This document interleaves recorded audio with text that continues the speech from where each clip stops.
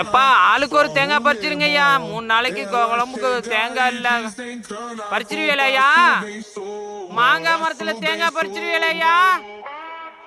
பறிச்சிடலாமா? என்னமோ என் ஃப்ரெண்டு சொல்றாப்ல, என் பங்காளி மாங்காய் மடையிலையோ காதல விழுந்துற போதியா உங்களுக்கு.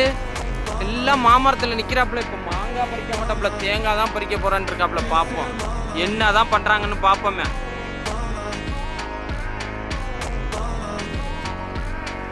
உட்காந்து போய் பாக்குறீங்களா? எப்ப மாங்காய் தானப்பா பறிக்கிறியா? பறிச்சதுக்கு அப்புறமா என்ன குரங்கு வித்தையிலேயே வேற விதமா காமிக்கிறாரு. இப்ப சாரு கைத்து மேல நடப்பாரு. பரவாயில்லையா? நீங்க எல்லாம் என்ன பண்ண போறீங்கயா? அப்படியா? எனக்கு தெரியும், பேண்ட் சட்டை இந்த மாதிரி டவுசர் குழாலாம் போடும் போதே தெரியும் உங்களால தேங்காய் பறிக்க முடியாது. பரவாயில்ல, பறிச்சிட்டு இருக்காரா? ஆமா, மாமரத்துல தென்னை மரம் முளைச்சிருக்கு. அதான் இந்த பசங்க சொன்னது, அதான் படிச்சவங்க சொல்றத நம்பணும் போல இருக்கு. என்னது, தேங்காய் விழுந்துருச்சா?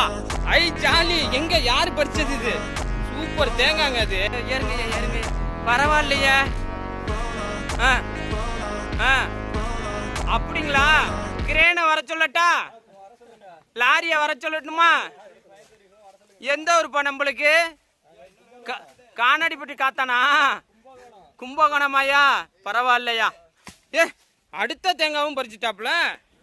பரவாயில்லையே, மாமரத்துல ஒரு தேங்காய் பறிச்சிருக்கு. ரொம்ப வாழ்த்துக்கள் ஐயா, வாழ்த்துக்கள்ப்பா. ஓகே, சூப்பர் வாழ்த்துக்கள் ப்ரோ. நீங்க அடுத்த தடவை ட்ரை பண்ணி தேங்காய் பறிச்சிருங்க. வாழ்த்துக்கள். பாய்.